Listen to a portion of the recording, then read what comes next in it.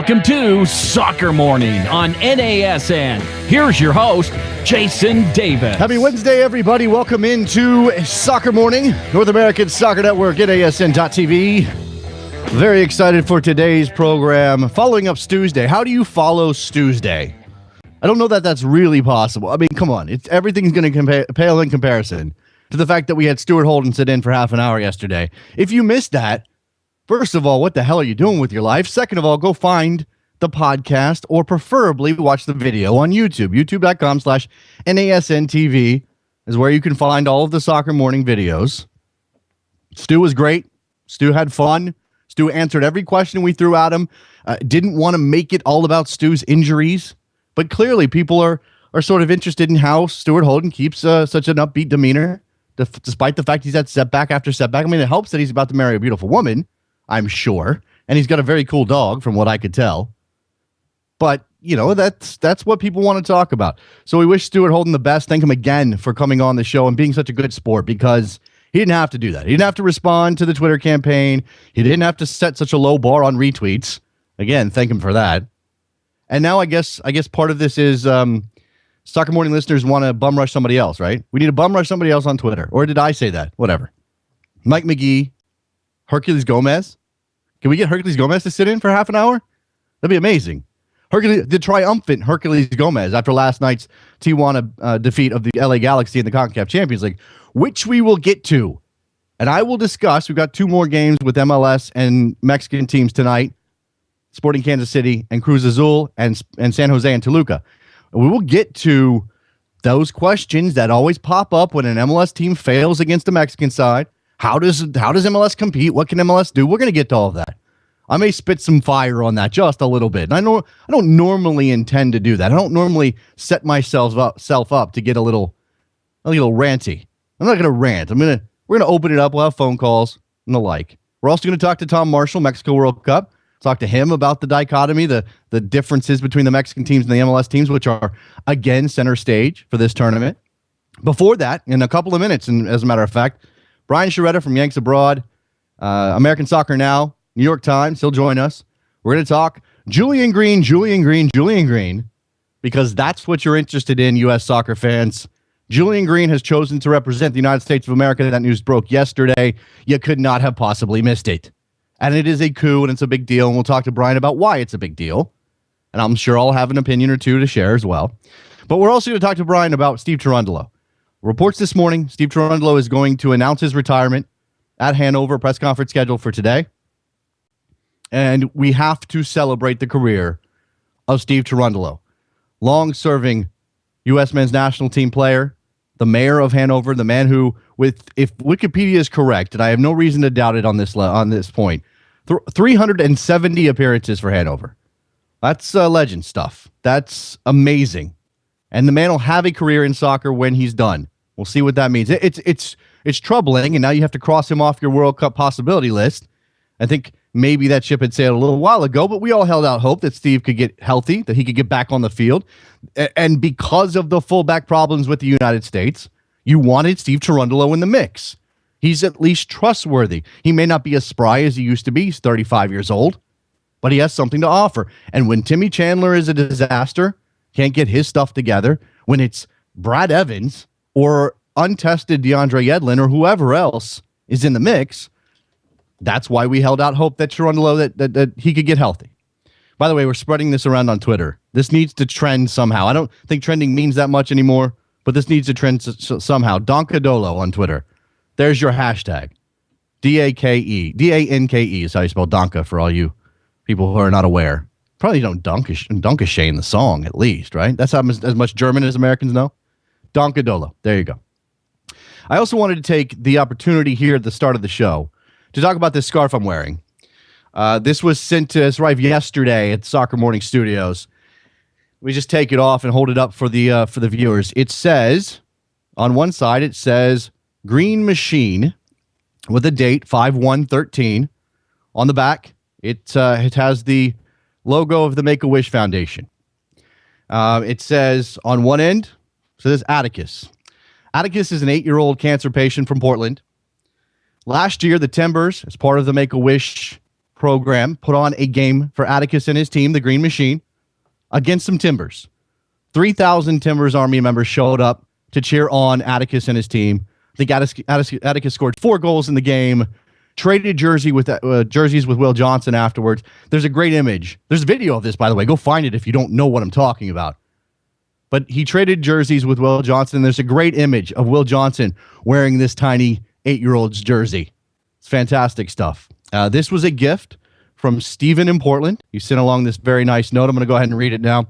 Hi, Jason. I attended the Make-A-Wish auction here in Portland and was the high bidder on a Timbers package. Part of the package was a couple of scarves from the game that Atticus and his team, the Green Machine, played against the Timbers last year as part of his wish. I thought one would be a good addition to your collection. Love the show. Can't live without it. Keep up the great work, Stephen in Portland. And I have to say thank you to Stephen in Portland. This is the coolest. I love all of the scarves you guys have sent me. I really do. I've got a Finland national team scarf. How can you beat that? Got the free beer movement from my boy Dan Wiersma. I've got teams have sent me scarves. I got a supporters group scarf, the Dallas Beer Garden scarf. I've got the Louisville scarf from my man Andy. But this one's special. This one means a lot. This one's very cool. Whether it's rare or not isn't the point. It's kind of just whatever good, whatever positive vibes you can give a young child who's dealing with such a terrible illness through something like a soccer game. It thrills me to have a tiny little part of that. Wasn't there, wasn't in the building. I don't know Atticus, but this is very special, and I really thank Stephen from Portland for sending it all along. I don't know that you can compete with this on certainly the human level, but I am appreciative of every scarf I get. Let me look at the wall here. I got the Sounders scarf. That was a gift as well. Soccer in the Streets from my boy Jason in Atlanta. That's good stuff too. Happy to take you all. If you want the address, send me an email, jason@nasn.tv, and I'll shoot you the address and you can send along a scarf. We're at the point now where there's no more room on the scarf wall and the picture won't hold all the scarves. So you're not going to see everything every day. In fact, I got 2 hanging up over here. One is one I bought, and the other one is the Orlando City silk thing for 2015. Their purple scarf. So, but I will work through a rotation policy. I'll certainly highlight your scarf moving forward, something I wanted to do anyway, but this is a perfect example. Very cool scarf. Going to wear this through the rest of the show, and then it'll go up on the wall. So thank you again to Stephen in Portland. All right. Today's program, big stuff. Brian Sciaretta, Yanks Abroad, American Soccer Now, New York Times, talking Julian Green, talking Steve Cherundolo, whatever else comes up. Is this a tipping point for the United States men's national team to get Julian Green, who may or may not have had a chance to play for Germany? We'll talk through those issues. We'll talk through Steve Cherundolo's career. We'll get Tom Marshall from Mexico World Cup to talk about, at Mexico World Cup on Twitter to talk about the CCL. And then Leander Sherlackens, who was actually between those two guests, who I completely forgot. Apologies, Leander. Leander's going to come on and talk UEFA Champions League with us as Manchester United's life is on the line in that tournament today. We had a couple of results yesterday. Chelsea finishing off Galatasaray, and obviously Madrid was always going to destroy Schalke. Soccer Morning, North American Soccer Network, NASN.TV. When we come back, Brian Sciaretta joins us. Don't go anywhere.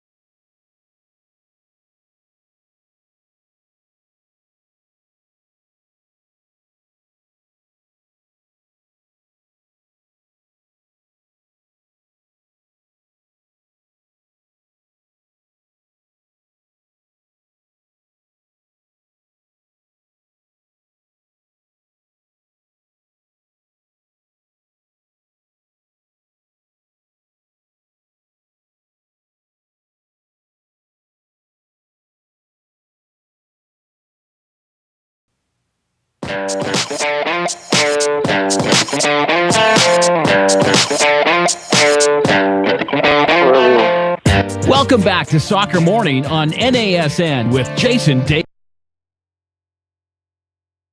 By soccer writer extraordinaire, the man of the foremost expert on Americans playing in other places. Although he will certainly write on any topic you give him in the world of American soccer. Brian Sciaretta from Yanks Abroad, American Soccer Now, the New York Times. I'm sure I'm shorting you. Follow him on Twitter, Brian Sciaretta. Hi, Brian.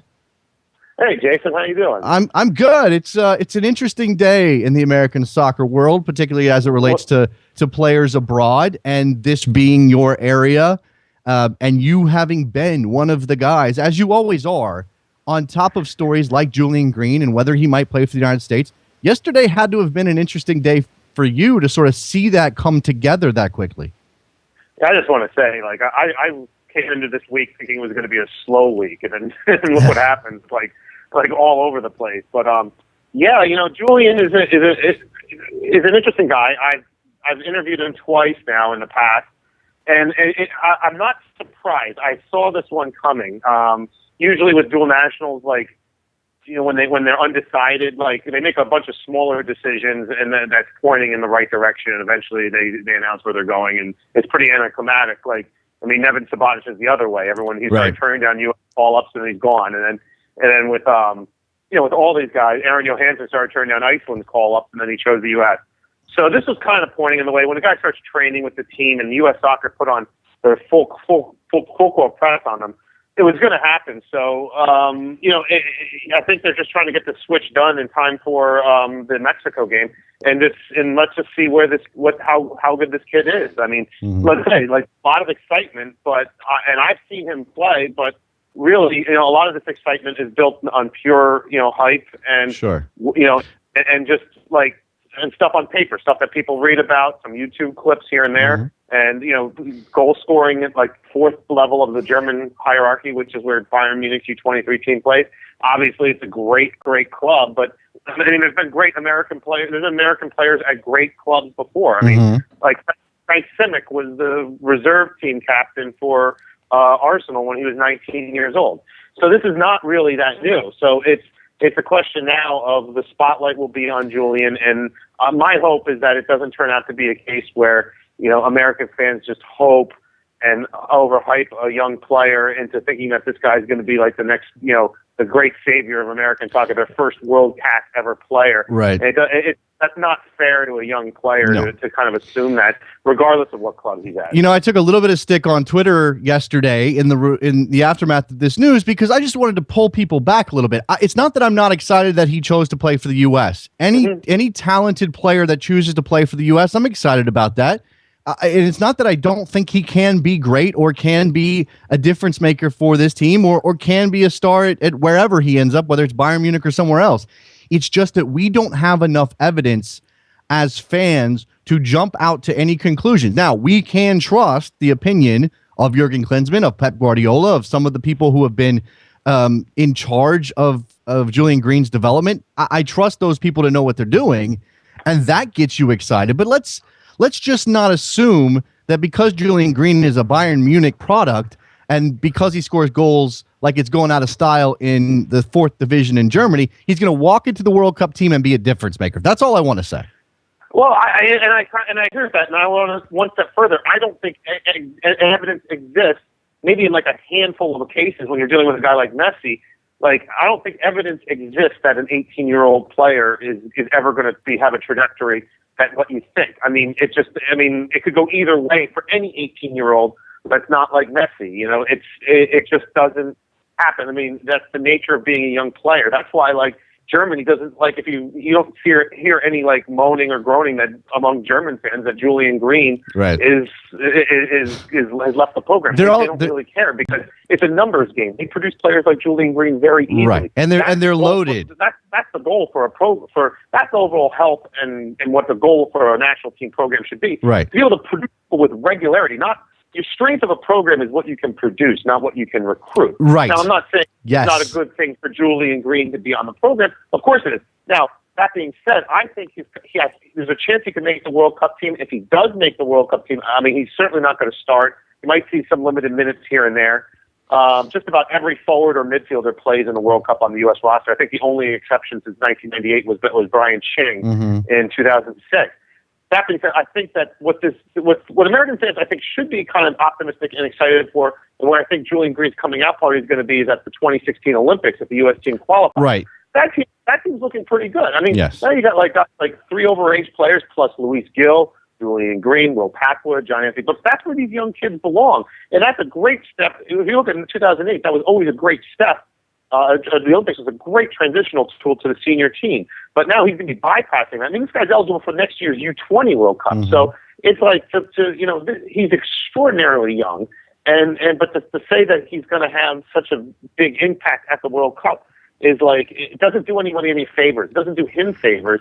I like Julian Green personally. I think he could be very good, but this hype, this excessive hype that American soccer fans have, and then it always leads followed by the great disappointment. And it doesn't do anyone any favors. It wasn't good for Freddie Adu. It wasn't good for a lot of other people.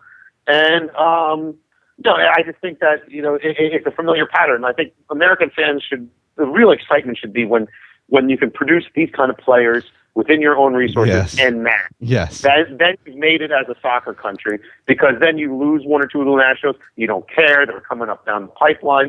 It's fine. It's not a big deal. That's the overall. I mean, at some point though, it's like that is where the real battle of whether or not we're going to make it as a soccer country is going to be won or lost, is what we can produce with our own means. Yeah. Ultimately, Julian Green is sort of a Band-Aid, just like Jermaine Jones and Danny Williams and Fabian Johnson are sort of Band-Aids. They are eligible, and we should be using them, and if they want to play for us, play for one of the countries they are citizens of, then they absolutely should have that opportunity. But in the long term, you're right. Part of the becoming a soccer nation means developing our own Julian Greens. And I'll say this, and I hope this doesn't come off as controversial, because I really don't think it is.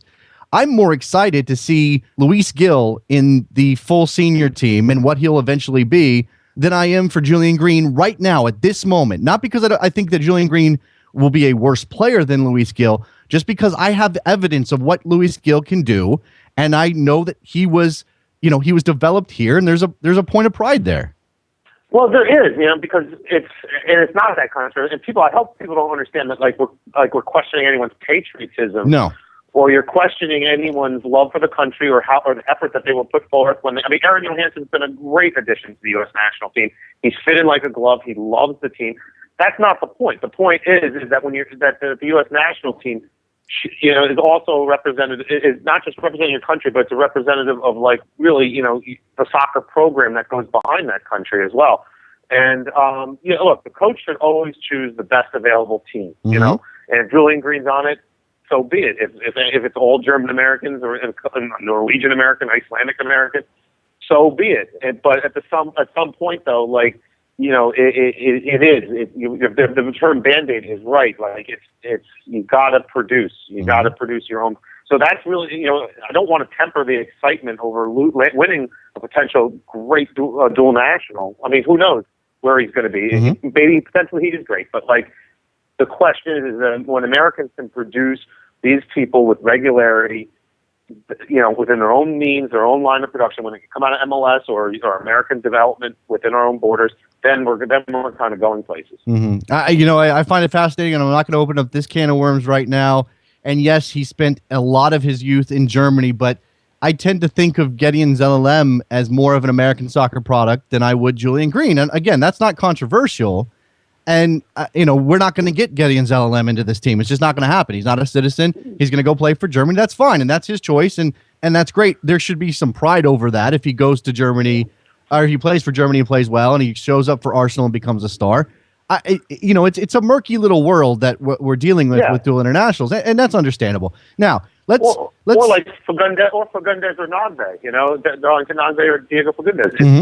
Those guys, they're playing in MLS, and it's just, I don't know about Fagundes, but I'm pretty sure Nagbe very much wants to play for the U.S. team, as soon as he possibly can, and I think he's going to be a good addition. Right, absolutely. Let's look. We sort of addressed that the short term, maybe let's pull back a bit, just because he's so young and just because he needs a chance to develop.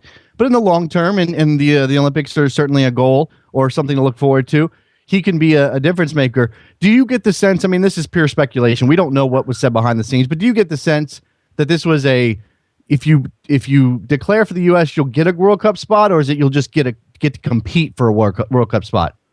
Yeah, I mean, that's pure speculation. I hope, all I say is I hope a World Cup spot was not promised to him or anybody. You know, I mean, then you're kind of going down a road that like, where then there could be locker room issues with this whole thing too, is if you're promising him more than you would promise anybody else because, you know, he has 5 professional minutes, regardless of how much talent he has. You know, I think that I like to think that it was made clear that like he will get every chance to prove himself, and we'll see, and we'll take it from there. But you know, if like I said, even if the perception is that he had he's been handed a World Cup spot, I think that could be potentially very dangerous, and that's where, you know, and I could understand why, you know, it might not sit well in the locker room. Yeah, absolutely. All right, let's move on. It's exciting times. It's great to get a talent who, again, maybe could have played for Germany one day, although that position is stacked for Germany, so that it would have been difficult for him. But, you know, I'm happy to have him aboard, and hopefully eventually he'll make a difference for the U.S. Let's move on to the other big news that broke this morning. Steve Cherundolo, after 370 appearances for Hanover, after everything he's done for the U.S. men's national team over the course of his career, didn't quite get to 100 caps. I think he's going to end up in the high 80s for caps, is retiring at the age of 35. The injuries have caught up with him. It's sad to see Dolo go out this way, Brian, but it's certainly an opportunity to celebrate how good he was, how consistently solid he was. Not a spectacular player, but a damn good player for a very long time. I have him as easily the best American fullback of all time, right or left side. Maybe the best American defender. I mean, this is a guy who, I mean, this is the ideal situation, and ideally how, when Americans make a move abroad, this is ideally how you want it to work out. The guy finds one club, plays his entire career there, is almost, whenever he's healthy, he's a starter. He moves as he's a captain. He's beloved by the fans, respected. I mean, he was a great ambassador to American soccer over there. I mean, like, this is like, there was never, you know, in a way it was almost boring because he was so good. I mean, like, you know, you see a lot of them, you know, Americans go over there, they struggle, they have good years, they have bad years, they struggle, they have to fight for playing time.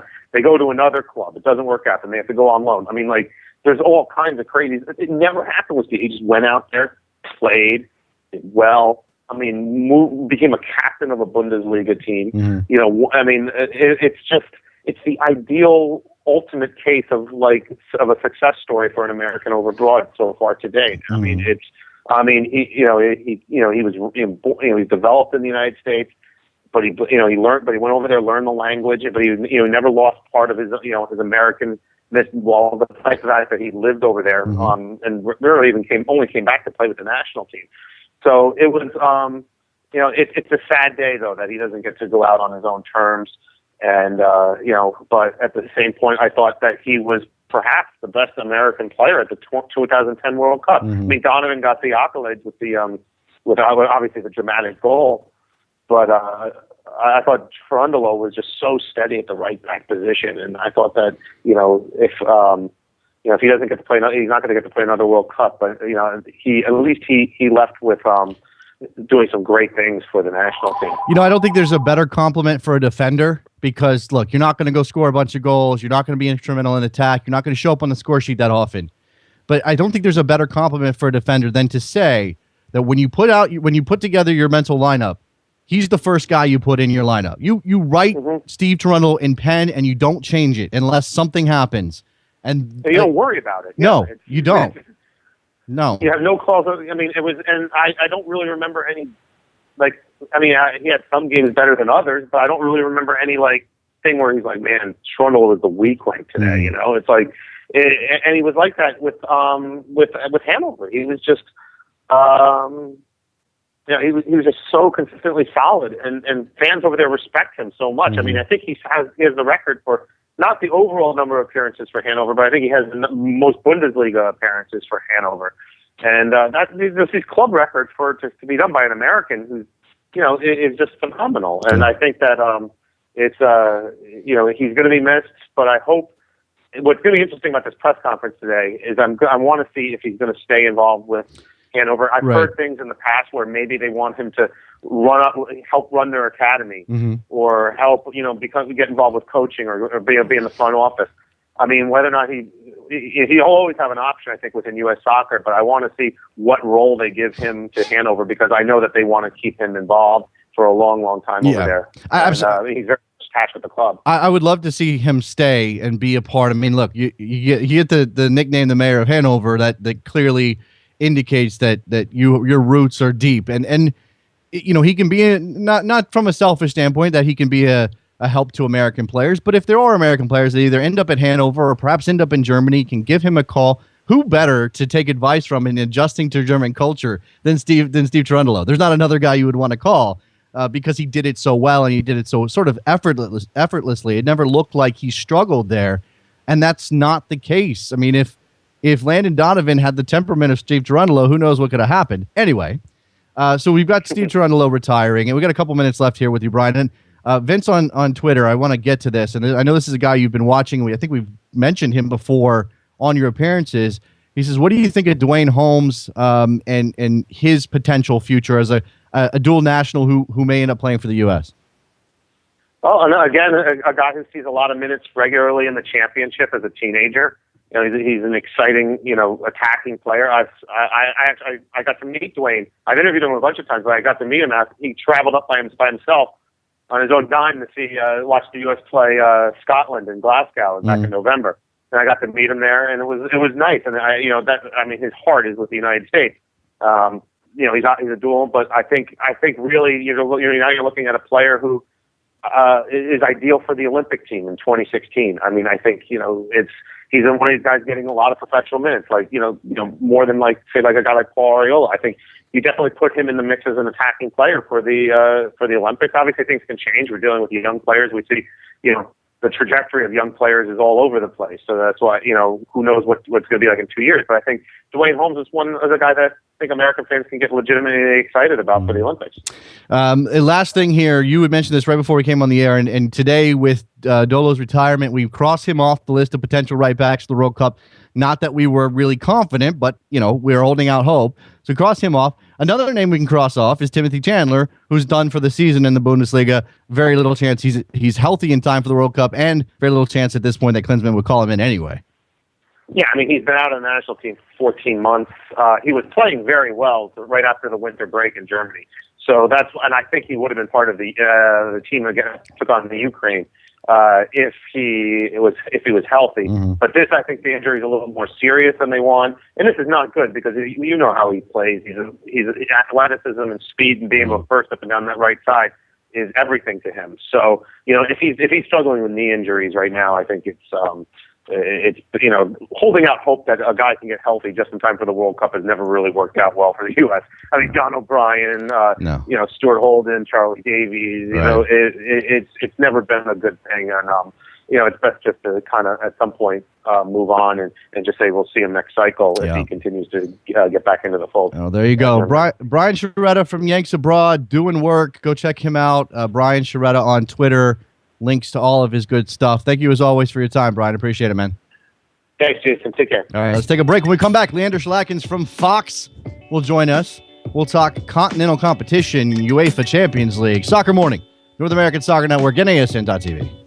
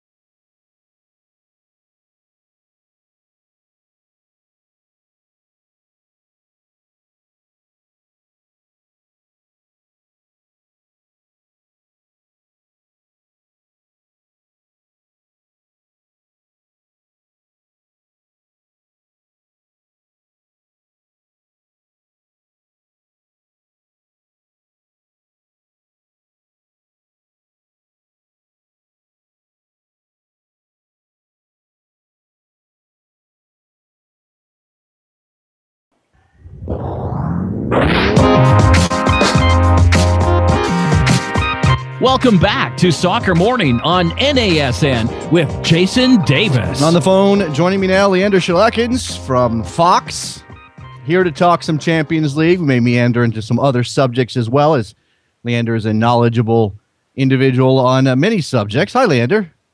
Hi, Jason. You flatter me. That's what I do. You're good at your job. Why wouldn't I say so? All right.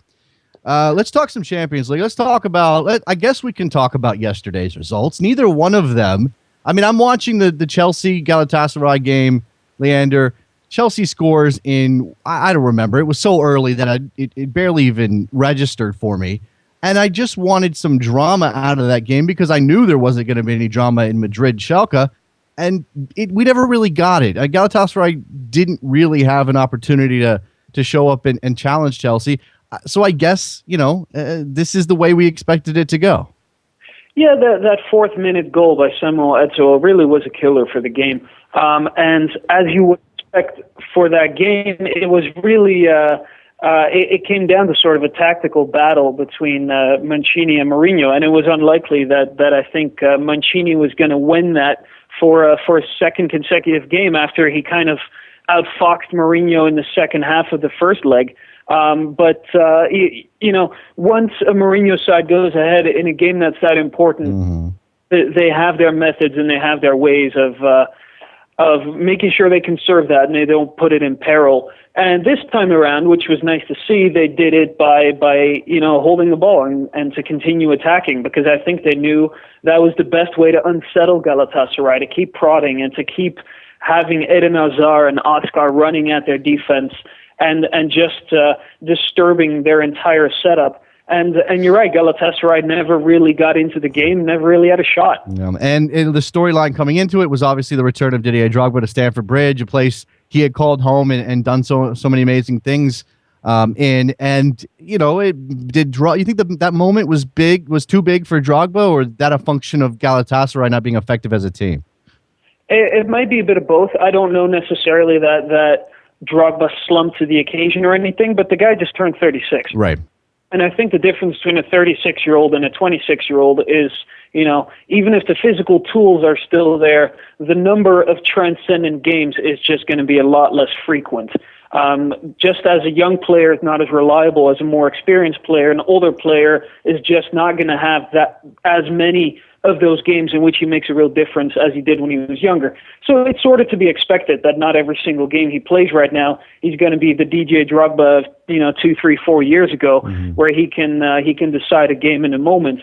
So it's he didn't have a great game, but I didn't think that was shocking by any means. Now, clearly the Chelsea's dominance in midfield. You mentioned Hazard and Oscar and their ability on the ball, and then you throw in Mourinho's tactics. And I guess what's interesting about Chelsea, and what continues to be interesting about Chelsea, is how they're getting by and how Jose Mourinho is being effective with this team, despite not having a Drogba figure, not having a reliable goal scorer like he used to have.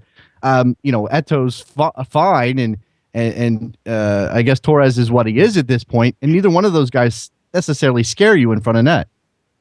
You say Torres and I chuckle, which I probably shouldn't. It's unfortunate, but that's the way it is. This is a function of a young team, and Mourinho said, I'm sort of rebuilding here, and it's going to take a little while. I had an interesting talk with Frank de Boer about this a few years ago, not to name drop, which I just did. But he said that the trick with coaching a young team, as he always is at Ajax, is that you just don't know what you're going to get from week to week. So it is quite possible that, on the weekend, you're dropping a game to Aston Villa, and then on Tuesday you're destroying Galatasaray. That's just kind of life with a young team like his. Certainly his life would be easier if he had a reliable goal-getter. But at the same time, I think for now we should expect to see these fluctuations in Chelsea's side. But what does that say about their title campaign? I mean, and we came into this season picking 6 teams that we thought could win the title in the Premier League. And it's sort of shaken out where Manchester United has fallen off dramatically, but Liverpool has stepped up their game. And we're seeing a battle between 3 or 4 teams. We're really thinking it's Chelsea and City at this point. Is Chelsea's title, is their title bid a commentary on the league, or is it really a credit to Mourinho and what he's been able to do? I think it's a credit to him. I think by and large, the way you win titles in the major leagues is to sort of, play just over 500, win slightly more than half of your games against the other big teams, and then be really, really efficient against the mid-table and the smaller teams. And I think Chelsea has done a pretty good job of that. And that's really what separates the great teams, is that they don't turn off against the smaller sides. And while they did against Aston Villa to an extent, they've been pretty efficient in the games where the 3 points seem automatic, but that sometimes are perilous. And I think that's a credit to the manager. I think Eric Winalda said it pretty well last night on the broadcast, pointing out that in a game like this against Galatasaray is where a manager like Mourinho earns his paycheck, just by sort of settling things down after losing that league game unexpectedly and sort of resetting the whole team and making sure that they're fresh and that they're not preoccupied by that. The other Champions League second leg yesterday, Real Madrid 3, Schalke 1 at the Bernabeu, and that was a game that it was a fait accompli that Madrid was going to finish off Schalke. It was just by how much, and it ended up being a 9-2 aggregate scoreline. Says more about Madrid and they are legitimate European Championship contenders this year, or about Schalke, or a combination? I think it says a lot about Madrid. I think any team that scores 9 goals, you can't just notch that up entirely to their opponents. I think they deserve credit for that, and they're a wonderful team, and they've become, I think, more complete and more diverse under Carlo Ancelotti, and maybe a bit more daring, and I think that's played well into their strengths. At the same time, what you're seeing in Germany is where I think 2 or 3 years ago, that was a league where any given year there were 7 or 8 teams that could realistically win it. That has pretty much dwindled down to 1 in the years where Borussia Dortmund isn't at its best like it has been this year. And you've seen Leverkusen just get destroyed in the Champions League. You see Schalke now just really taking a beating. So that's, if I'm German and if I'm a fan of the Bundesliga, that concerns me a little bit, that league is now sort of going La Liga and getting so top-heavy. Yeah. You said it. It's one team. And, we throw Dortmund in there, and certainly they've had recent success, and they've won a title, and they've been to the Champions League final, and we see that they can compete in their best years. But how about this, and maybe I'll put this to our friend Christian Niari next time I get him on the phone, or is on the show. Is there something to be said that Dortmund's success spurred Bayern Munich into greater action and therefore made that league what it is right at this moment? I think it's possible. I mean, Bayern just has so many resources, and they can pretty much, and they're very smart about this, when they need a player of some sort, and even when they don't need him, they'll go looking for him at a rival team before they do abroad. And that's smart, obviously, because you strengthen yourself and you weaken your competition. But Dortmund was very strong last year, and they sort of drove Bayern to aspire to an even higher level, to stock up on even more talent. And then when you see Dortmund this year having as many injuries as they didn't have the depth to sort of, or perhaps the experience either, to be able to absorb that, and then Bayern ran away with it. But I do think that Dortmund pushed Bayern to the level they're at now. Yeah, Dortmund decimated defensively this season. It's been a major problem for them that Klopp is unable to really cope with. That they are still in the Champions League. They have Dortmund. They have Zenit today in the second leg. They won 4-2 on the road. Expect them to finish that off today. Any surprises at all? I mean, this is the Real Madrid Schalke of Wednesday, in a way.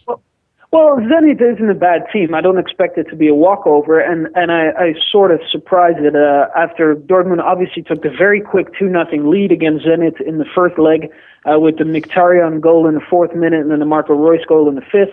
And then they end up winning 4-2. But, Zenit has a new manager. They just appointed Andre Villas-Boas after firing Luciano Spalletti. You tend to see that in the first few games under a new manager, there's sort of a placebo effect. Yes. And players think everything is suddenly better, and usually you will see a little spike in their performances. And then, after that, it's actually up to the new manager to make improvements. But, that could help them. Obviously, Dortmund has 4 away goals. I don't think this tie is completely over yet.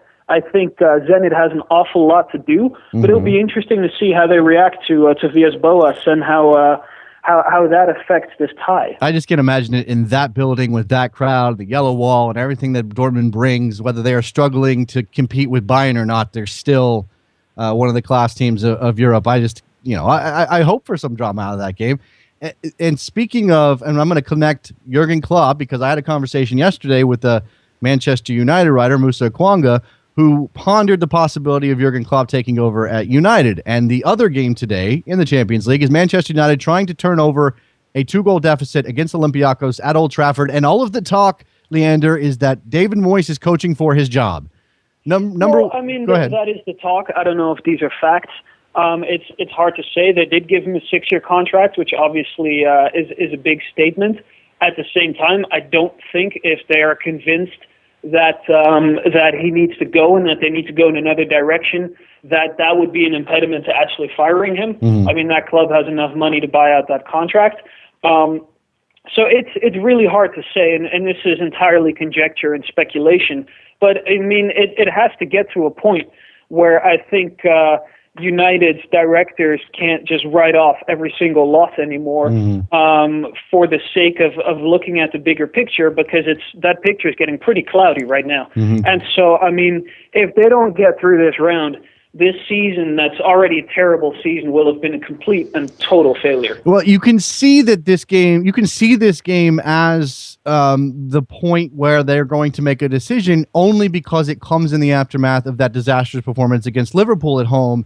And there are certain games, Leander, for every club in the world that if you play poorly or if you lose and there's little dignity in it, those are the sort of games that spur boards and owners into action.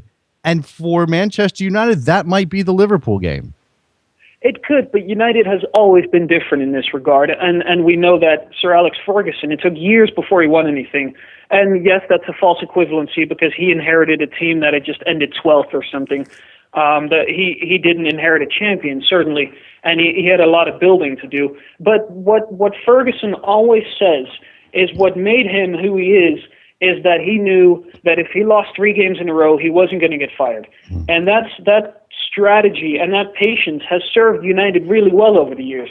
So I think they're really struggling with that notion right now, because it would be tempting to throw in the towel.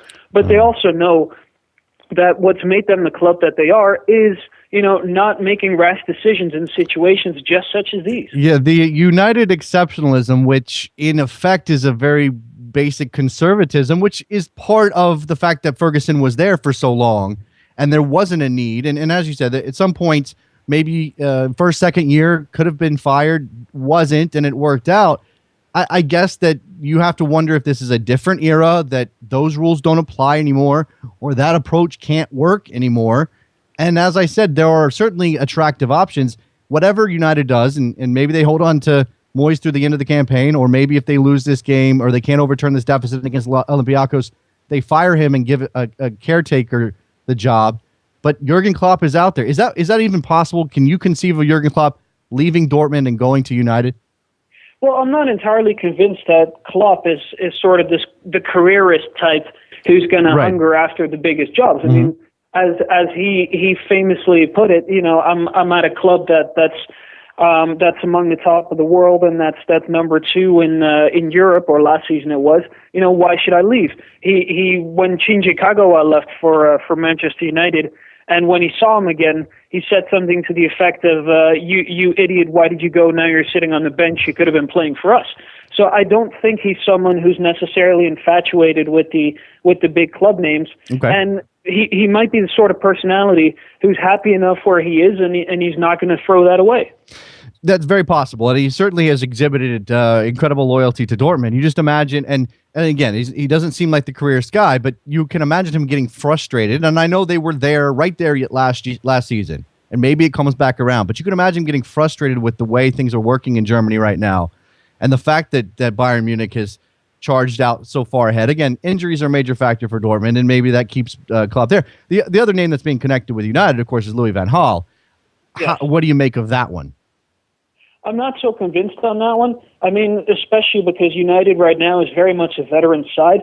I mean, the reputation Van Gaal has in the Netherlands, certainly, and I think abroad now, too, is that he does much better with younger sides. I mean, with the Dutch national team he took over, he basically chucked out a whole bunch of veterans straight away and brought in a lot of players who he gave their debut. And so he has sort of this rigid, hard man, almost Stalinistic personality where he wants to really be in control, and he'll have a system, and the players have to fit the system, and he doesn't have a lot of patience for sort of star-like affectations, and I just don't know that I see that meshing very well with the squad that they have right now. All right, to get today's game and this Champions League tie, and by the way, this round has been absolutely dreadful for the most part. Do you imagine United having enough? I mean, their confidence can't be very high. Moyes has shown an inability to get the best out of what he's got, but can they overturn this deficit against Olympiacos and continue in this tournament? Well, just step back here a second and think what an amazing turn this season and Manchester United's fortunes have taken when we're wondering if they have what it takes to beat Olympiacos. I know, but see, that's the thing though. They set the stage for this because you didn't really. I mean, maybe you could imagine a Ferguson United team going to Greece and losing by a goal or struggling a bit and eking out a 1-goal win or something like that. But this is different. This feels very different. It does, and look, ultimately the assignment here is they're down 2-0 on aggregate. They need to win 3-0 at home against a Greek team that you can be pretty sure is going to be bunkering in, and that will be very good at bunkering in. So probably the chances are more likely than not that United's going to fail here. Mm-hmm. And that could be trouble for David Moyes. We'll see what happens. I guess that is a statement on where things are with United, that you really don't have a lot of confidence that they're going to be able to win a game at that level. The 3 is a big scoreline, but for old United, it really wasn't in the Champions League. Leander has also got a piece up about Julian Green because the entire American soccer world is talking about Julian Green, as makes some sense, I suppose. And I wanted to pick your brain a little bit. We just talked to Brian Sciaretta, and I'm the guy who's, I guess, rating on the parade a little bit, Leander. It's not that I don't think Julian Green can be a very good player or that he will eventually make a major impact for the U.S. men's national team. It's just that we don't know much about him right now. We're sort of taking the word of Klinsmann and I guess Guardiola and the Bayern Munich staff that he's going to be special, but he hasn't had any real competition in which for us to judge him. Yeah, I mean, those certainly are the words of men who deserve some weight. But I agree with you that I think the parade needs some watering here because, I mean, the guy has played in one Champions League game coming on in the 88th minute. Now, certainly, he's probably being held back a little bit by being on a team where the starting wingers, which appears to be his best position, right, are Arjen Robben and Frank Ribery. Yeah. So that doesn't help, and maybe that's a factor there. But it doesn't change that he hasn't really played very much. He hasn't played an international game at all on the senior level. He hasn't played in a Bundesliga game. He's playing in the Regionalliga, which is the 4th tier, I believe. I mean, we've just not seen a lot from the guy. And I understand that American soccer fans are forever thirsting for that savior who's going to, the knight on the white horse who's going to ride in and, take this team to the top of the world. But at the same time, we've been through this before, and Freddie Adu and Josie Altidore and on and on and on. We should probably know by now that in soccer, of all the players that are anointed prodigies at a young age, only a small percentage of even those guys really pan out. Mm-hmm. It is. It's a long road. He's still got a long road. We're excited, I guess, as American fans to have. I even have a problem with sort of painting this as stealing him from the Germans or it's a coup to get him from the Germans. I mean, yes, he was eligible for Germany and he seems to be good enough that he might have a national team future for Germany, but there's still a long way to go. And you mentioned the guys in front of him on the wings at Bayern Munich. There are guys in front of him at Germany that make this almost seem like a practical decision. More, and who are a lot younger. Yes, exactly. So he had a tough road to hoe with Germany. And here's the irony about this. And I put this out on Twitter to a friend who's a big Germany football watcher. There's some irony in the fact that Jurgen Klinsmann is ecstatic about taking a player from a challenging situation, which would be trying to break into the German team, into a less challenging situation when he's the guy that always pushes American players to go and play in the more challenging situation? Yeah, no, absolutely. I mean, it's just, I want to believe this hype, and I hope that it works out, and it would be a great story, and it would be great for soccer in this country if it does. But, it's not helpful right now to be bombarding this kid into the next big thing. We just know all too well what happens when you do. And that's not to say that he won't be able to handle it and that he might not thrive regardless. But the percentage, like I said, of the guys who overcome that is really very small. And just by piling more pressure on, you're really not helping the process along. Now, let's assume, and this may be dangerous and irresponsible, but I'm going to do it anyway. Let's assume that Julian Green is capable of contributing at the U.S. men's national team level right now. Big assumption. I realize that.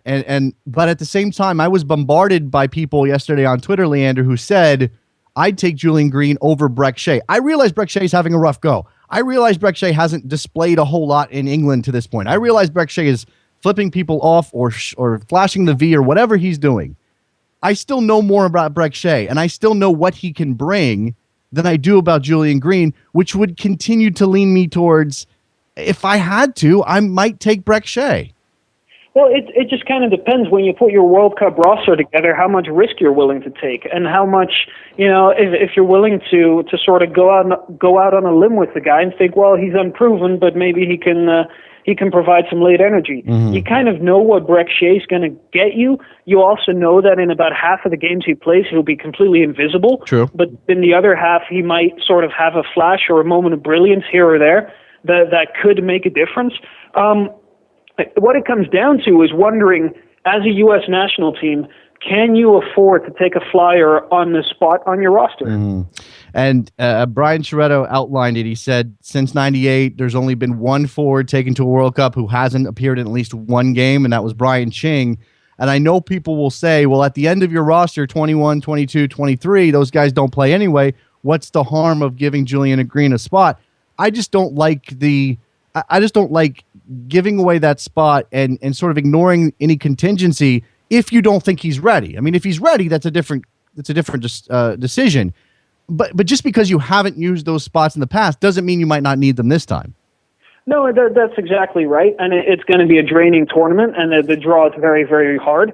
And if somehow the U.S. gets out of the group, they might well use every man on that bench. And, I don't think it's like, when Brazil brought Ronaldo, the original Ronaldo, to the 1994 World Cup when he was 17, and I don't think he even played, or maybe he played just a few minutes.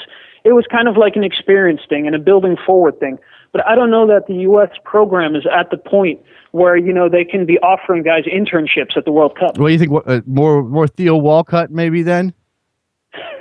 I mean, it's along those lines. I mean, it's a tough decision for Jurgen to make. Yeah. I mean, can the guy contribute? Maybe, but it's a big maybe, and you just don't know that he can contribute more than someone where you kind of have a better idea of what he's going to offer you. Absolutely. It's all about the available evidence. And again, Klinsmann is excited. I guess American soccer fans on that evidence alone should be excited. Leander Shalakin from Fox. Go follow him on Twitter, Leander on Fox. Fantastic stuff there. Thank you, Leander. I appreciate it, man. Anytime, Jason. All right, there he goes. There goes Leander. Meander with Leander is the hashtag that Justin Abling on Twitter just created, and it's brilliant. Meander with Leander. We just did that. We meandered with Leander. All right. Eric on Twitter in the Julian Green vein. Do you think Green will play versus Mexico in April? If he is eligible, he will play, but he is not yet eligible. He's filing his one-time switch. U.S. Soccer has started that paperwork. Yes, I know that when it came to Aaron Johansson, it happened pretty quickly. There's no guarantee it's going to happen fast enough to get him on the field against Mexico. We'll see. I mean, if they can get that filed, then yes, he'll be available, and I can't imagine Jurgen Klinsmann won't throw him out there for a couple of minutes. But right now, we just don't know. So, yes, but no. All right, here's the moment in time when I'm going to start addressing the CONCACAF Champions League. From last night, the result, Tijuana. Tijuana beats LA 4-3 on aggregate in a game where the Galaxy just didn't show up in the first 20 minutes at least, to be kind about it. We're going to have Tom Marshall, Mexico World Cup, in just a couple of minutes to talk about this and talk about tonight's games, the two games between Mexican and MLS teams. But here's the problem. And look, LA goes and fails in Tijuana, and I get that we have to talk about this every time. But we have gone over and over and over the reasons why MLS teams can't get past Mexican teams and can't win this tournament. And you need to do one. If you're MLS and you are intent on winning the Champions League, there are two things you can do. You don't have to do them both at the same time, but you need to do one of two things. Number one, you need to flip the schedule so that MLS teams are on level footing with Mexican teams when it comes to where they are in their seasons. Okay? I don't know that LA is that much worse than Tijuana, but I do know that LA is in their second or third game of the year, and Tijuana's not. Tijuana's deep into it. That makes a difference. So you either need to flip the schedule, and remember, flipping the schedule comes with upending everything you've built as a league in terms of attendance, getting people on a schedule for your league. When are we watching MLS? Oh, it's the summer. No, wait, it's not the summer now. Now it's the winter time. Let's take a 3-month break because it snowed 10 feet of accumulation over the course of a month here in Washington. Who knows how much it snowed everywhere else? I only care about my snow. So that's one thing you can do, which has problems on the other end. The other thing you can do, change the salary cap situation. Open up the checkbook. Allow LA, if you want certain teams to be able to spend to compete, doesn't have to be everybody. You don't have to have every team spending $15 million in their base roster, but you do have to do something about the money you're spending. And I'm not talking about Landon Donovan and Robbie Keane. Those guys are fine. Whatever. That's Omar Gonzalez. You want to keep him around, give him a DP, fine. The issue for LA last night, if you watch that game, two names stick out. I'm going to pick on two guys before we get to Tom Marshall. Leonardo, starting center back for the LA Galaxy alongside Omar Gonzalez, and James Riley. James Riley is not a starter. He's filling in for Todd Dunovit, who came on in the second half. So I get that. Leonardo is a starter. I don't know how much these guys are on. I'm going to guess how much money these guys are on. I'm going to guess that Leonardo's making $100,000. James Riley may be the same. He's been in the league for a long time. He's probably making more money than you might say his value is. Those are the guys that MLS has to improve. At that level, the middle-class guys, you have to have an MLS team with Leonardo's and Riley's out and players who are more like $250,000, $300,000. If you're going to compete with the Mexican teams year in, year out, nose to nose, level footing, or close enough to make a difference so you can go down to Tijuana and win that game, or at least get the result you need. LA could have lost 2-1 and won. They could have lost 2-1 and won. They could have lost 3-2 and won. And they didn't. And Leonardo was directly responsible for how many of those goals? Certainly the last one. That's the guy. That's where the difference is. And again, I don't know if it's open up and no salary cap. I don't know if it's change the rules so that you have additional money to spend on the middle class. Something's got to change in order for MLS to win the competition. If that's what you want. Tom Marshall, Mexico World Cup, joins us when we come back. Don't go anywhere. Soccer Morning with American Soccer Network, NASN.TV.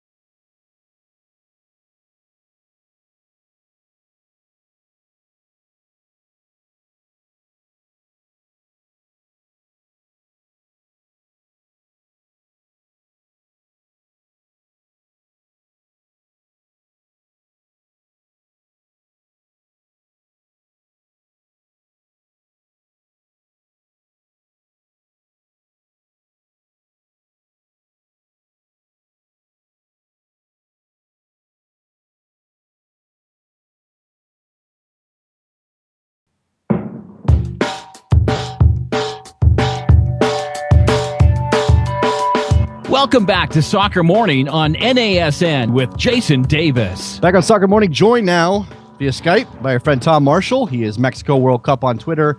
He is all over the place writing about Mexican soccer, the national team, the league, and he's here to talk to me about Champions League. Now, I just kind of spit some fire in the last segment, Tom, about how MLS teams are going to be able to really compete in this competition, and I don't see it happening until MLS either decides they're going to spend a lot more money, and particularly on their middle-class players, not the Robbie Keanes and Landon Donovans, but the guys like Leonardo, who was a major issue for LA last night, or they flip their schedule and line things up with Mexico. Those are the only ways I can see this happening. Yeah, I mean, it's obviously a difficult one. But at the end of the day, I don't think there was much between the two teams over the two legs. I mean, the thing about the schedule, I mean, it's difficult to actually, define how much it impacted Galaxy. But I thought they kind of, you could see the fitness issues over the last 20 minutes of both games. And instead of that final push, you saw Tijuana taking the ball down their end of the field and scoring that last goal, which turned out to be vital, didn't it? In the score. But I mean, I don't know. I understand MLS fans out there are frustrated, but at the end of the day, I thought there was very little between the two teams over the two legs. Sure, but my point is, and I have a listener, Nobius on Twitter, can't blame the schedule for giving up a goal in the first minute, and that's probably true in that leg in Mexico in Tijuana. But I do think that the schedule and where LA is in their season may have impacted the first leg. And if LA is a little sharper, maybe that's a 2-0 score line, or maybe it's 3-1 or something like that. Maybe LA is in a different place in their development over the course of the year, is a better team at finishing, because they certainly had their chances. No, yeah, I mean, yeah, it's such a difficult thing to know. You know what I mean? Sure. How what that 1%, is it 1%, 5%, 0.01%? It is. And it does affect, even the slightest margin does affect. But on the other hand, these are professional players. Bruce Arena has had so much experience. He's gone into the Champions League. You saw the LA president come out and say how important it is that the Liga MX is an obstacle to MLS developing to become one of the best leagues in the world. And it's like, I don't know. I don't know the ins and outs of the LA preseason, but I mean, you've got to make sure, you've got to be 100% sure that the players are arriving at that first game physically is in tip-top shape. And I mean, I think especially in the first game, we saw the team deteriorate over the last 20 minutes, especially. Well, there was also a little bit of a discussion in the MLS circles about the schedule of this tournament, and certainly how it relates to the MLS campaign. This is a different team than the LA team that qualified, that made it through the group stage last year. And even for the Mexican teams, the ones that win this tournament, when they win it, by the time they get to that Club World Cup, where, let's face it, Mexican teams would like to do better and would like to get up on that big stage and win that title, they're a different team, or they're significantly changed, or they're not as effective, perhaps. Well, yeah, I mean, look at Tijuana. I mean, if you look at it take a step back, they started this qualification campaign for the Club World Cup. If you go over a long term, in it would have been July 2012. They won the league in December, and then they qualified for this edition of the Champions League. So yeah, I mean, it's a long process, and there's a lot of up and downs. We've seen Monterrey over the last few years; they've really struggled in the Club World Cup, and it's difficult. It's difficult. Now, the other issue that I brought up in competition with Mexico is going to be something MLS is going to focus on. If we're going to have these moments where MLS teams are playing Mexican teams, and we want to compare the two, money is the major factor, and it's simple. And yes, it's beating a dead horse to consistently say that MLS teams don't spend enough to compete. And I guess in some ways that's not an excuse, but in a lot of ways it is. And again, I'm picking on Leonardo. From what you saw of Leonardo last night, Tom, if you were able to view the game, I mean, that just doesn't seem to me like the type of player, because he's a very prototypical MLS player. But in this situation, he's obviously not good enough. Yeah, I mean, obviously he had a bad game, but if you want to reverse that a bit, I mean, I honestly don't think that going into especially this game, I don't think the Tijuana Los Angeles Galaxy was a typical MLS Liga MX game.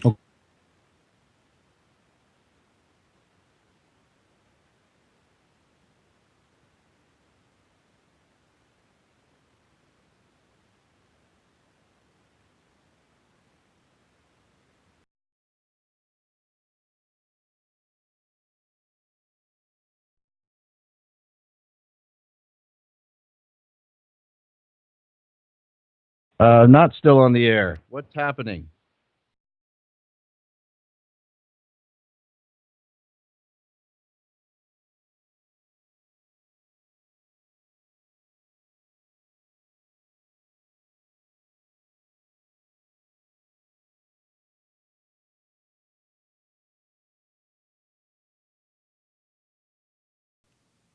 Back on Soccer Morning. Brief interruption. Not sure what happened there. A blip in the maybe we got a sunspot. Maybe we've called up some kind of impact on our internet for some reason by talking Champions League. Anyway, Tom Marshall joining me, Mexico World Cup on Twitter. All right, let's move on. Let's move on from Tijuana and LA. I think, Tom, you were saying that this one wasn't typical, that there were some other elements to it, that perhaps LA was even the favorite in it.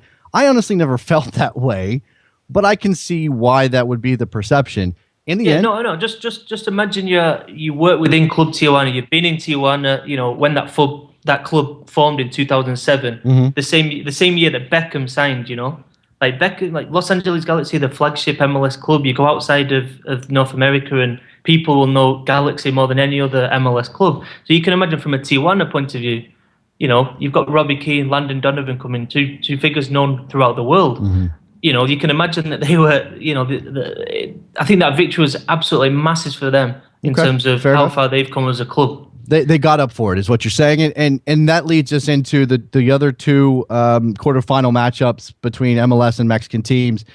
Sporting Kansas City, Cruz Azul, 1-0 lead for the MLS Cup champions. Don't think that's enough, and I'm not sure that their style is going to do them any favors in that place. Yeah, I mean, obviously going into Mexico City, high altitude and the Sporting pressing game. You know, the one thing I would say about Cruz Azul is they've got real selection issues for this game. I mean, in terms of in the holding midfield spots.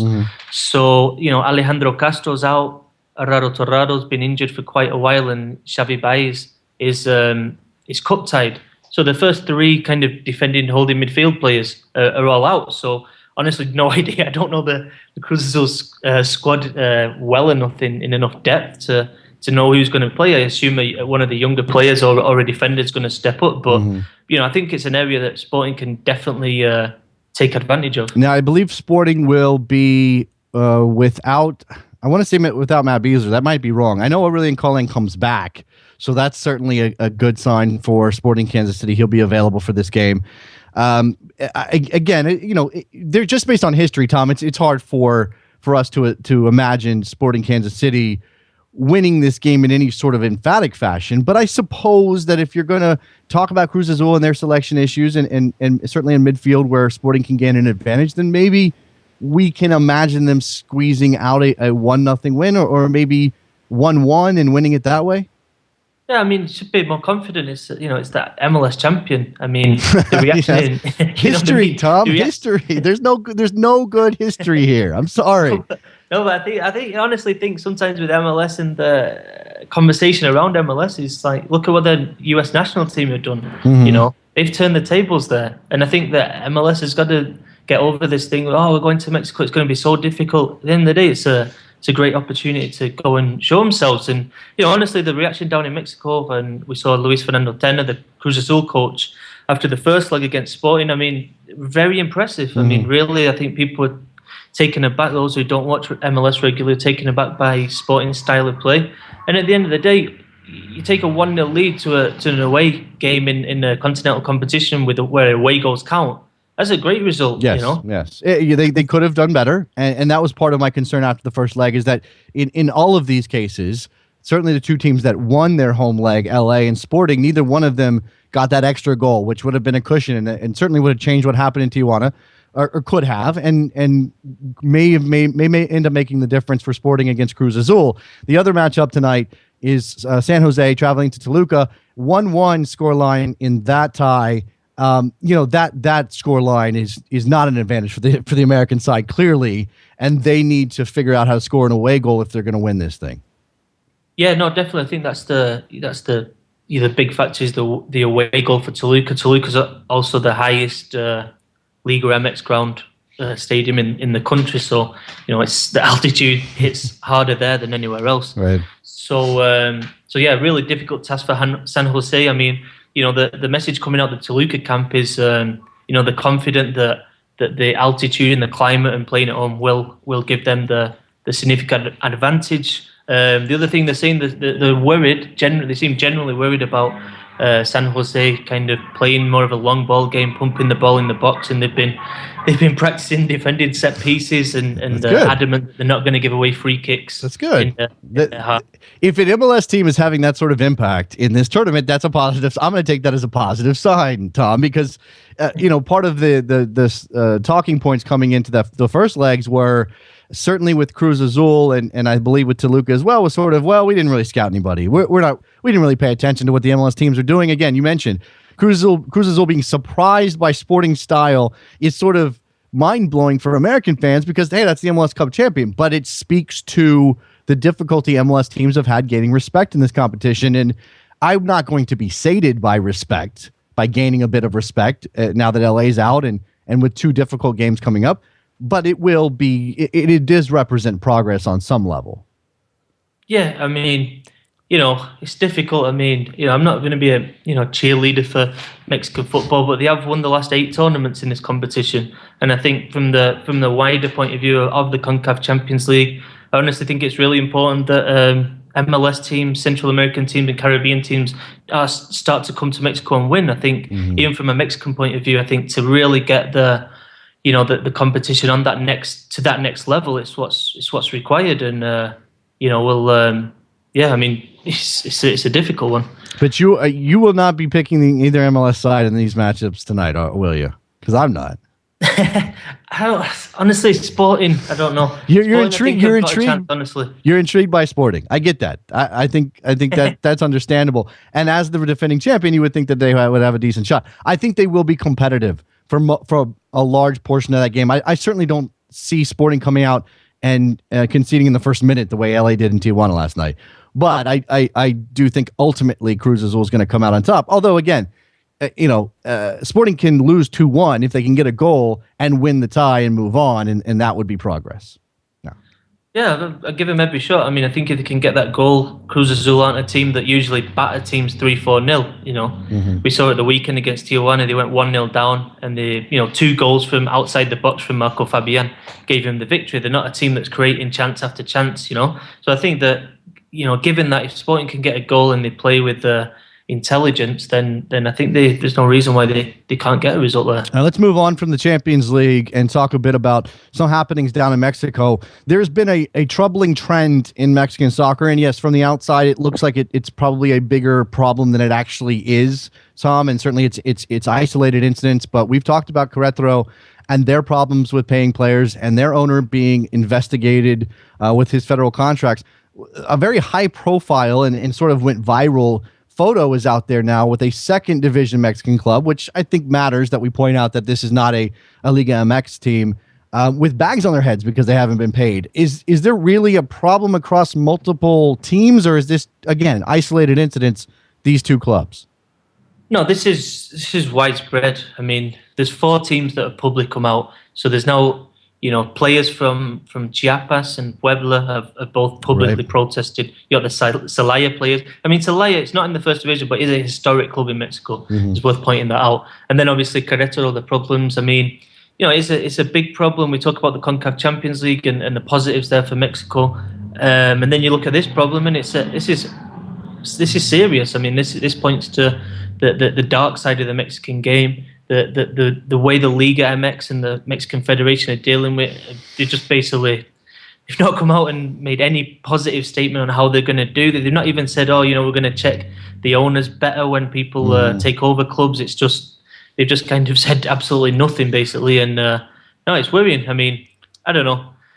Mexico as a country has got problems with corruption and transparency. I mean, if you go on Transparency International's website, see Mexico's quite low down the league table. I don't know. I mean, from my point of view, I'd like to see soccer in Mexico kind of take a lead and become like a shining light for, progressive ways of doing things down here. It makes you wonder, Tom, how good that league could be and how much more competitive they could be on sort of a world stage if they had things together on that level. I mean, we've seen it's been a little bit of Wild West with clubs being purchased to be brought up because the the owner's previous team in the city went down, and multiple club ownership, and now issues with payment of players and not vetting ownership before they take over. If Mexico got everything together, I'm not saying they need to be MLS and be as tightly controlled as that, but if Mexico got everything together, how much better and bigger and sort of more important across the globe could the Mexican League be? I think, I think you just said it there. It could be, the potential is massive in Mexico. And if you put it in the context of the, Mexico-US rivalry, I think that the way that, we're looking at these CONCACAF Champions League, we've seen, obviously Tijuana beat Los Angeles last night, but the wider context and the way that MLS is run, I know it has its detractors, but at least they come out and they talk about it and they say, we're doing this because of this, you know what I mean? In Mexico, it's not like that. It's all going underhand. You've still got situations like the Pacto de Caballeros, the gentleman's agreement. Where it's basically not the Bosman ruling doesn't have any effect. Obviously, it's not in Europe, but it goes against FIFA rules. You've got all these owners that don't pay the players. There's a lot of negative stuff going on, and it's one aspect of the game. I think that the US especially is light years ahead of Mexico, to be honest, in terms of coming out and the organization. It's troubling times on that front, even while the football is pretty good. I mean, it's exciting, it's fun, there's obviously a lot of passion about the game in Mexico, and it just makes you wonder a little bit. As I suppose, as an MLS backer and as an American, I'm supposed to say, well, I hope Liga MX has more problems and we can catch them, but I don't really feel that way. I mean, I think Mexico, with everything that they have going for them, should be bigger and better, and certainly the national team should be more consistent and all of those things, Tom. It's just frustrating as a general fan of the game to sort of watch those things happen and sort of submarine any advancement, any progress that's happening there. And again, this is already a very rich league, a very big league in that regard. Oh yes, it's frustrating, but it's on a number of levels as well. It's like, I don't know, even from my point of view, when I'm interesting, it's interesting at least, right? Yeah, no, I mean, even when I try and get interviews for certain clubs and stuff, it's just such a battle, Yeah. When I've done stories with with MLS clubs, they're very easy to get on with. They get back to you. The Mexican clubs are just say, oh yeah, I'm an English journalist. Like I'm going to do a story about your club in English, which you'd think they'd actually be kind of happy about. They're like, it's. The struggle. Tom Marshall with the struggle down in Mexico. Follow him on Twitter, Mexico World Cup, doing all of this excellent coverage of Mexican soccer and doing it in English. And we appreciate you every time you come on the air with us, Tom. I appreciate it, man. Thanks a lot, Jason. Much appreciated. Best of luck with everything. Thank you. Thank you very much. We'll talk to you soon. There goes Tom Marshall, Mexico World Cup, as I said several times. Closing out this edition of This has been a great show. Fantastic show. We started off with my Green Machine scarf. We had Brian Sciaretta, we had Lander Shilakins, we had Tom Marshall.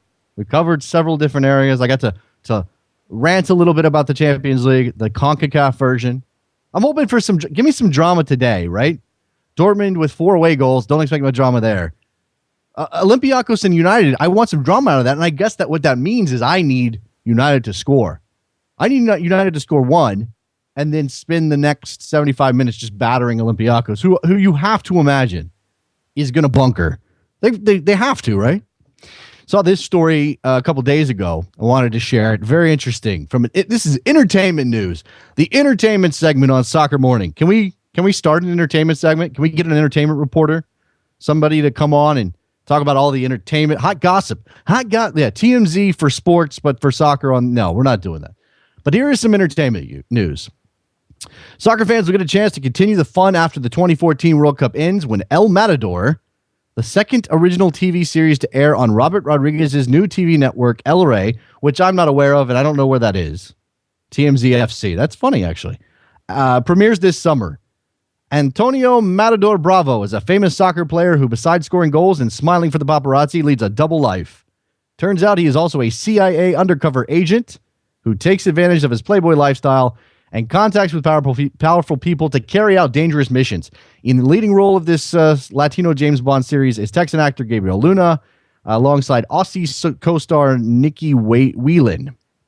So we've got I don't know where you're going to be able to find this show. I don't know if you're ever going to be able to watch it. I'm honestly not sure if it's in English or Spanish. I think it's probably in English. And I don't know where El Rey is, but it sounds fun. And it makes me wonder what player would actually be a good spy. What real life player would make for a good spy? And don't say Zlatan because he's too obvious. Now, maybe you could say in sort of a meta way, being obvious is not being obvious. Maybe because everybody would assume that Zlatan's a secret agent, that would actually throw people off the set. Berbatov, another one, a little too obvious. And he's in Monaco doing the James Bond thing right now, probably. Wearing the tux and hitting the baccarat table. That's what he's doing, right? But who else? And specifically, I want to know who's the American player who would make for a good spy. Our friend Dave Clark from Sounder at Heart actually had an amazing suggestion. Maybe Freddie Adu is a spy. And all of this moving around isn't about not being able to connect with a club and be consistent and play well. Maybe it's because he's a spy. He's snowing all of us right now. Freddie Adu secretly is doing work for the CIA, and we just don't know it. We just assume he's a troubled footballer who can't catch on anywhere. But no, that's not what he's doing. I need suggestions at Soccer Morning. And I do need to hit this news. I apologize for not getting to it before. Clint Dempsey has been suspended for 2 matches. I think that's per Kurt Larson, our friend from the Sun up in Toronto. I haven't seen a release on this yet. But Kurt Larson is saying that Clint Dempsey has been suspended 2 games for his invasive, his strike at the heart of, well, in the heart, was it? His... Is there any way to say this except for nutshot? Is there another way to say it? Hand to ball. He's been suspended 2 games per Curtis Larson, which is fair. That's what I called for. And I know that he's trying to sow the seeds of doubt by saying, I was just trying to get him, but I wasn't trying to get him there. I don't care about that. Don't fire your hand down in that direction and you won't get that spot and you won't get suspended 2 games. And if this is true, no reason to doubt Curtis Larson and his sources, then good on MLS for suspending Clint Dempsey for violent conduct, for something he shouldn't have done. And he shouldn't get preferential treatment. Should not get preferential treatment. As for our American soccer spy, well, there goes my voice. Eric says Stu Holden. Okay? I could see Stu Holden being a spy. It's good stuff. No one would ever suspect him. Why? Because he's always hurt? That's not, mobility is part of the problem there, Eric. Has to be, I suppose, yes, because he is such an upbeat, fun-loving, positive person. You can't not like Stu Holden. So there you go. Maybe that's the key to being a successful spy. I don't know. I'm thinking of players based in Europe. Could Jeff Cameron pull off being a spy? I know he's based in Stoke, which really doesn't smack of spyness. Best American player to be a spy is Graham Zusi. He has the right degree for it, says Chris. Okay, I don't know what degree Graham Zusi has. Is it like what is his degree in? No idea. Okay, so Graham Zusi, but he's based in the United States, so I guess he could be a spy in Kansas City. But really, what kind of work are you doing as a spy in Kansas City for the CIA? Now nobody trusts the CIA anymore, so that's a factor here. I guess we won't be looking for some super patriotic guy. Maybe Terrence Boyd is a spy. Could Terrence Boyd be a spy in Austria right now? Talk about patriot. Talk about a guy willing to do anything for his country. Terrence Boyd, Steve Cherundolo. Nobody would have ever assumed. No one would have ever guessed Steve Cherundolo. Maybe that's the guy. I don't know. Trying to think again. I think you got to have him based in Europe, right? The center of intrigue. Got to have a player. Wow, my voice. Got to have a player who's in a place where things are happening. A little back and forth. Double agents everywhere. Moscow. No Americans in Moscow. Berlin. We got some Americans in Berlin. John Brooks. Is he a spy? Starikov. Starikov from if Yevgeny or Eugene Starikov, whichever one you want to call him, who is playing in the Russian league, has been on loan to Tomsk from Zenit for like 5 years. Maybe not that long. Maybe it's 3 years. Maybe he's permanently moved over to Tomsk. He got one call up to a national team camp, by the way. Yevgeny Starikov. Went to school. I don't know why I know this. I think I wrote about him one time. Went to Stetson in Florida. That's where he went to college. And then his dad, look, name Starikov. His dad had connections back in Russia and gets connected to Zenit. And there you go. Maybe that's the guy. And I don't know. Maybe we should think about this as a television show. Not who would be the most effective spy, because that's the guy. You don't want to have a guy who you would even suspect. Like, this is the problem with the shows that are about spies and they're Playboy types, the James Bond type, like this is going to be, this Robert Rodriguez production. Those guys are a little too, obvious and out there, and their cover is terrible. You want to be the unassuming, you want to be the travel agents who live in the DC suburbs, like on The Americans. That's what you want to do. Because then nobody suspects you. They're just travel agents. They're nobody. If this guy's a famous footballer, that means there's scrutiny on him all the time. How could he possibly slip away? If he's famous and he's doing spy work, how does that even work? I mean, it'll be a fun show. I don't know. Vince says that Yura Movsisyan gave up playing for the U.S. national team to spy for the U.S. And John is telling me that Zusi has a degree in criminology. There you go. Timmy Chandler says Bellamy playing the long con by distancing himself from the USA. There you go. All right. That's going to do it for a Wednesday edition of Soccer Morning. Thank you very much to our guests today, Brian Sciaretta, Leander Shalakins, Tom Marshall. Excellent show as usual. By the way, if you missed Tuesday, go back, watch the video, last half hour of the show. You should watch the whole thing, but you should definitely watch the last half hour of the show. And the new development on this Tuesday stuff is that some of Stuart Holden's comments on this show are being picked up by the British press, which is cool to see. Sky Sports, BBC linking to us, giving us some props for having Stu talking about coming back, because he will. No doubt about that. Stuart Holden is on the comeback trail.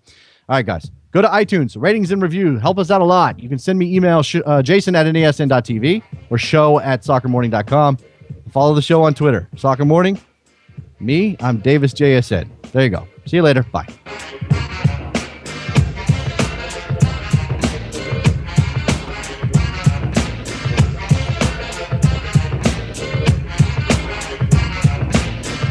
The days on the boulevard I landed. We used to kick routines and the presence was fitting. It was I, the abstract.